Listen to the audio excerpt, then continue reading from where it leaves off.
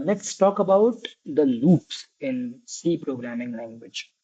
अगर हम देखें तो हमारे पास सबसे पहले तो एक अगर आप कोड स्टार्ट करते हैं करना तो सबसे पहले आपको standardio.h फाइल को इंक्लूड करना पड़ेगा अपने कोड में।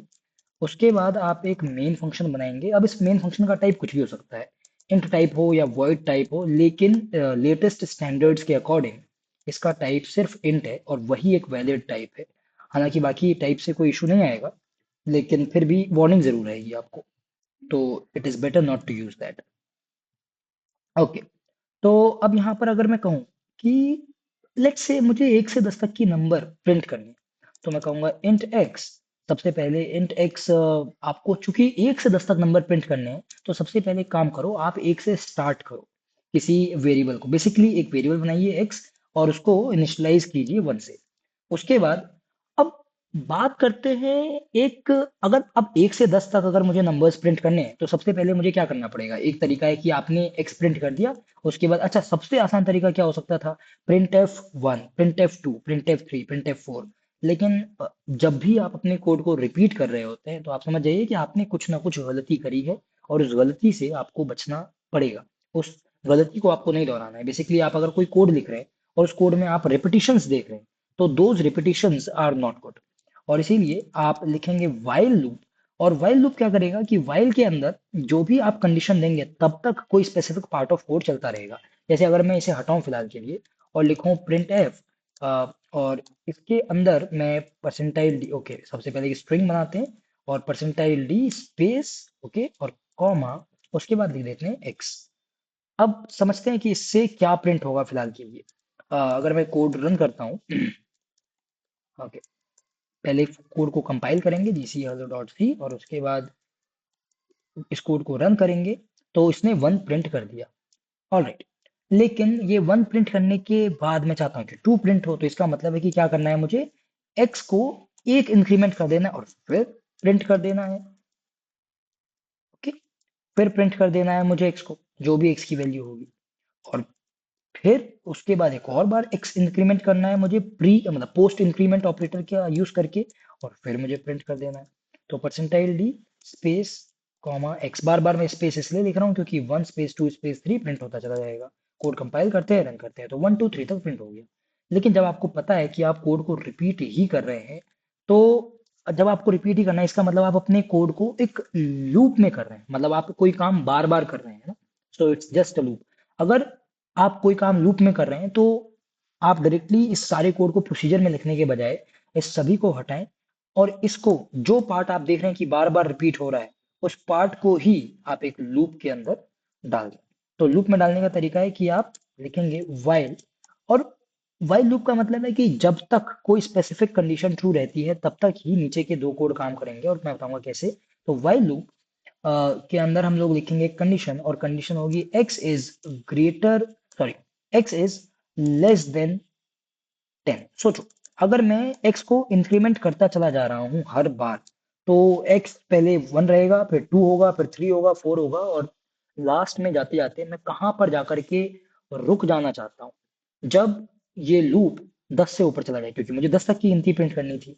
हालांकि अभी जो 2 लाइन्स मैंने लिखी हुई हैं ये वाइल लूप के अंदर नहीं मानी जाएंगी, इसके लिए आपको कर्ली ब्रेसेस का भी यूज करना पड़ेगा ताकि मैं इनक्लोज कर पाऊँ इतने सारे कोड ब्लॉक को वाइल लूप के अंदर।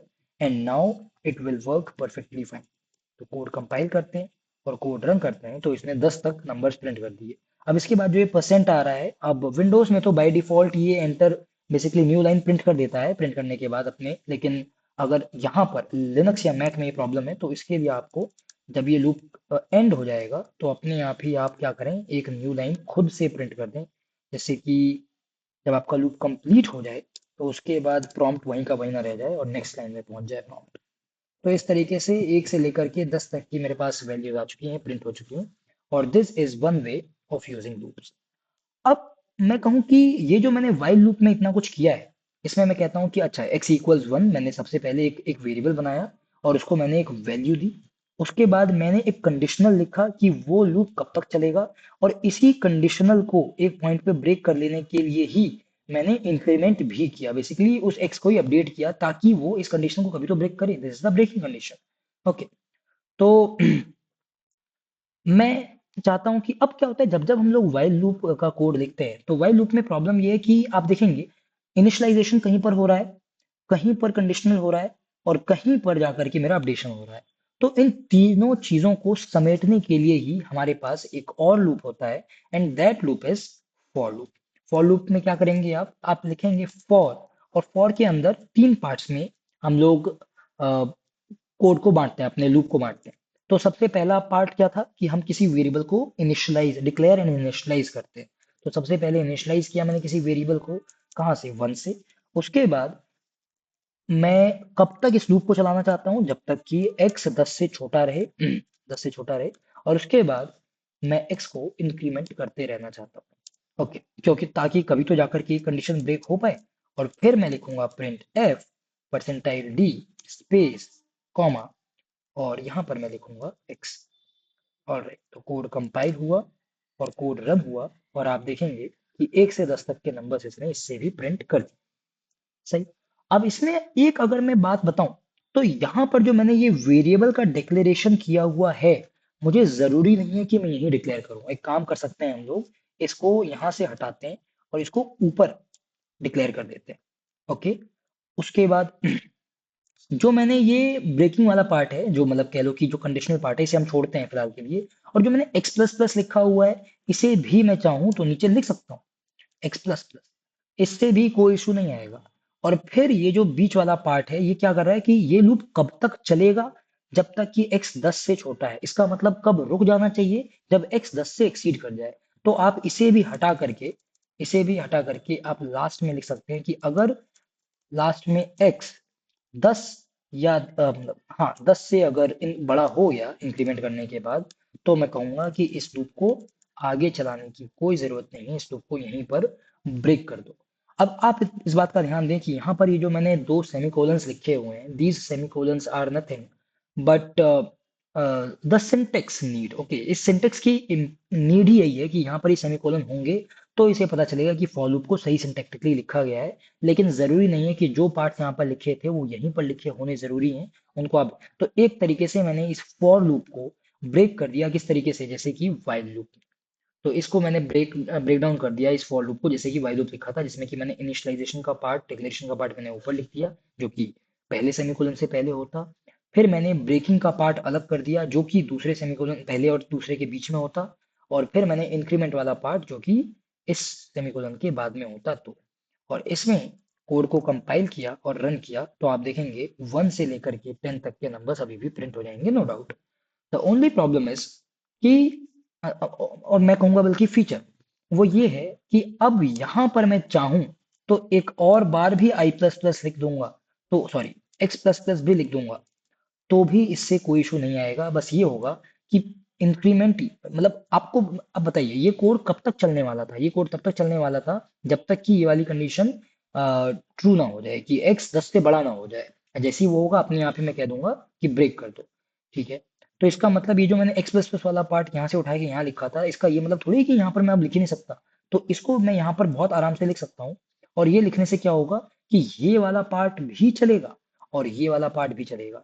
तो फिलहाल आपका जो लूप जो एक एक कदम आगे बढ़ रहा था, अब आपका लूप यही दो दो स्टेप्स आगे बढ़ेगा।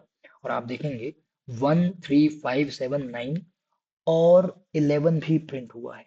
अभी 11 क्यों प्रिंट हुआ है, अगर आप सोचें, तो अब देखेंगे कि जिस पॉइंट पर ऐसा हुआ होगा कि x यहाँ पर 9 हुआ होगा, पहले 8 था, उसके बाद वो 9 हुआ होगा। जब वो 9 हो गया, जैसे कि यहाँ पर इसने 9 को प्रिंट किया, तो चलिए सबसे पहले, हाँ, सबसे पहले इसने 9 को प्रिंट किया होगा। 9 प्रिंट करने के बाद ये आया यहाँ पर और इसने देखा कि 9 को मुझे इंक्रीमेंट कर देना है एक, ओके, तो वो x 10 हो गया होगा। जब x 10 हुआ होगा, तो अभी 10, मतलब ये वाली कंडीशन ट्रू नहीं हुई, क्योंकि अभी x 10 से बड़ा तो नहीं, x 10 के बराबर है, ओके। तो कोई बात नहीं, यहाँ पर आया और इसने क्या किया, इसने देखा कि यहाँ पर जो कंडीशन कुछ लिखी हुई नहीं है, इसका कुछ नहीं लिखी है का मतलब ट्रू है।